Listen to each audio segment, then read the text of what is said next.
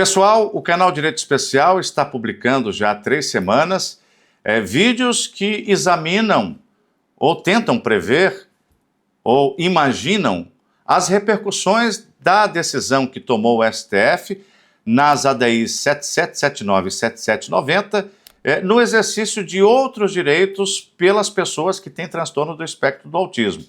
E hoje eu queria falar sobre uma coisa que já perturbou muita gente, inquietou muita gente.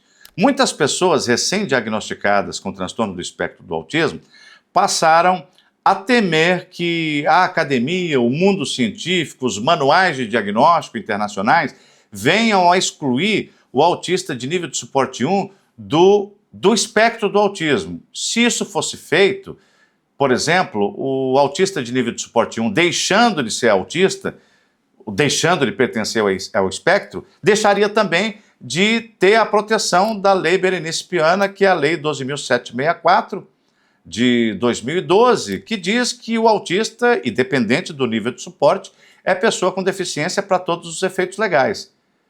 Então, muita gente me pergunta, quando é que isso vai acontecer? Quanto tempo? Eu não exerci nenhum direito ainda. E se eu tiver me aposentado do PCD? E se eu tiver exercido algum direito? Se eu tiver comprado um carro com desconto? Se o autista deixar de ser deficiente, eu vou ter que devolver o dinheiro? O que acontece, afinal?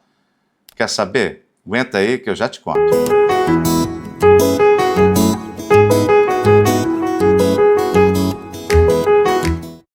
Olá pessoal, meu nome é Lucélio Lacerda, eu sou neurodivergente, advogado de neurodivergentes e meus contatos profissionais estão na descrição. Pessoal, eu não tenho certeza, é difícil você fazer uma futurologia, né? Imaginar o que vai acontecer com uma situação jurídica caso certos critérios acadêmicos, científicos, médicos sejam modificados no futuro. Mas eu sou capaz de dar alguns pitacos nisso. Preste atenção. Hoje há uma discussão sobre se o conceito de espectro do autismo, como é hoje, como está classificado, organizado o diagnóstico de autismo nos manuais internacionais, no CID-11 e também no DSM, se essa é a melhor forma. Então, existe um debate na academia dizendo que não, o autista de nível de suporte 1, aquele que era RET, aquele que era Asperger, não devia fazer parte do espectro do autismo, não deveria ser considerado autismo, porque esse pessoal está dentro do espectro, eles podem, de alguma maneira, prejudicar a atenção do Estado com relação àqueles que estão no nível mais severo de gravidade. Então, seria ideal a gente acabar com esse negócio de espectro e chamar esses autistas de nível de suporte 1 de outra coisa, e não de autista. E aí, gente, é super pertinente essa pergunta. Tá bom, isto é uma questão científica, né? Essa discussão, esses desdobramentos, essas dúvidas, é sobre o que a ciência vai decidir sobre isso no futuro. Mas nós sabemos que a ciência também organiza as políticas públicas e logo influencia nas legislações. Tanto é que as pessoas que estão debatendo essa questão de tirar o autista de nível de suporte 1 do espectro do autismo são as mesmas pessoas que criaram os conceitos de autismo grave e profundo. São as mesmas pessoas. Essa discussão e essas terminologias grave ou profundo ainda não chegaram nos manuais. Elas estão ainda nos debates acadêmicos. Nos manuais, a gente trata autismo como nível de suporte. 1, 2 e 3. Essa coisa de grave ou profundo é uma discussão acadêmica que ainda não está nos manuais. Mas a legislação brasileira já incorporou. Tem várias leis aí estaduais e até federais que já usam essas expressões, inclusive a LC 214, cujo artigo que previa que só os autistas graves ou profundos poderiam ter direito à isenção para compra de carro, foi julgada inconstitucional pelo Supremo Tribunal Federal. E aí, gente, neste caso, foi o legislador brasileiro se antecipando às conclusões da academia e já botando na lei um negócio que ainda está em discussão. E aí suprimindo o direito dos autistas de nível de suporte 1, no caso específico dessas ADIs que eu mencionei no início do vídeo, para tirar do autista de nível de suporte 1 a possibilidade de obter a isenção ou a alíquota zerada para compra de carro PCD. Foi julgado inconstitucional. Não pode fazer distinção entre autista e autista. E o que isto, ou de que maneira isto pode afetar no futuro, caso a academia, a ciência venha a mudar de posição com relação a esta questão do espectro do autismo? A primeira reflexão que eu faço é a seguinte, é que estes manuais, o DSM,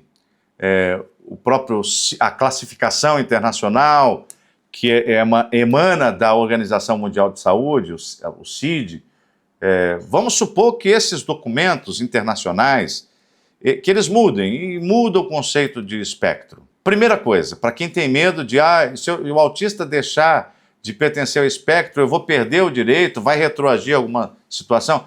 Primeiro, eu acho que não. Eu acho que se a academia decidir tirar o autista de nível de suporte 1 do espectro, ela vai decidir isto para poder isolar esses quadros mais graves de autismo, até para que, que tenha política pública mais direcionada para estes quadros mais severos. Mas isto não vai significar que os autistas que hoje são chamados de nível de suporte 1, que eles não têm prejuízo significativo. Ou seja, eles têm prejuízo significativo e é por isso que são considerados pessoas com deficiência, continuarão a ter, mesmo que saiam do espectro, e eles vão ter que ter outro enquadramento, outra classificação dentro do rol das deficiências. Ou seja, não vai deixar de ser deficiência.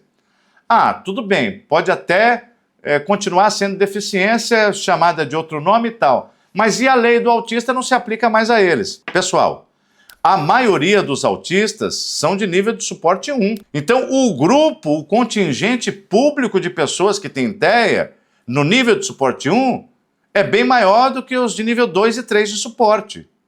Então, a grande massa está no nível 1. Isso, inclusive, é a justificativa para eles fazerem essa cisão, porque o tipo de atenção e de política pública dirigida que o Estado tem que dar para cada grupo é diferente. Ok, mas vão continuar sendo deficientes. E por que é importante, do ponto de vista político, esse número de autistas que estão no nível de suporte 1 ser muito volumoso? É que o volume de gente, o volume de povo, é que controla o político, o ser político, o parlamentar que cria as leis. Então, esse grupo que é grande, em sobrevindo uma outra classificação que tira esse autista de nível de suporte 1 do espectro e dá para ele outro nome, eles vão ter força política para instar o poder público, os parlamentares, os vereadores, os deputados estaduais, os deputados federais e senadores a criarem leis que, da mesma maneira que a lei Berenice Piana, os equipare a pessoas com deficiência para todos os efeitos legais. Eu acho, inclusive, que é dever do legislador fazer essa correção automaticamente, independente de pressão, caso isso venha a acontecer. Porque se é autista, mesmo no nível de suporte 1, o indivíduo tem prejuízo significativo, tem barreira. Se tem barreira, é deficiência. Então, não vai deixar de ser deficiência. Então, veja, o pessoal, quando eles me perguntam o que vai acontecer, que o direito vai retroagir, que o cara que tiver aposentado, o autista de nível de suporte 1, vai desaposentar ele, né? Botar ele para trabalhar de novo, porque ele deixou de ser... Isso não vai acontecer, gente. Porque do jeito que esse pessoal está perguntando, veja, nós estamos falando de uma reclassificação. Nós não estamos falando de um laudo falso de autismo. Nós não estamos falando de um diploma falso. Veja bem, o cara tem um diploma falso de medicina. Aí ele vai lá, se inscreve no CRM com o diploma falso, vira médico, aí depois descobre que o diploma é falso. Aí um diploma falso, ele nunca existiu, ele não deveria ter produzido nenhum efeito no mundo jurídico. O cara não devia ter se tornado médico com diploma falso de medicina, porque ele não cursou medicina, ele não aprendeu. Ele não cumpriu os requisitos da lei para ser médico. Então, se descobriu que é falso, tem que cancelar o CRM dele mesmo. Acabou, você não é mais médico, você nunca foi. Agora, reclassificar uma condição não significa apagar os prejuízos e as barreiras que o cara teve a vida inteira. É só uma reclassificação. Então quem tiver exercido o direito vai continuar mantendo o direito. Não só pela teoria do fato consumado. Não é só isso, é porque ele continua sendo pessoa com deficiência.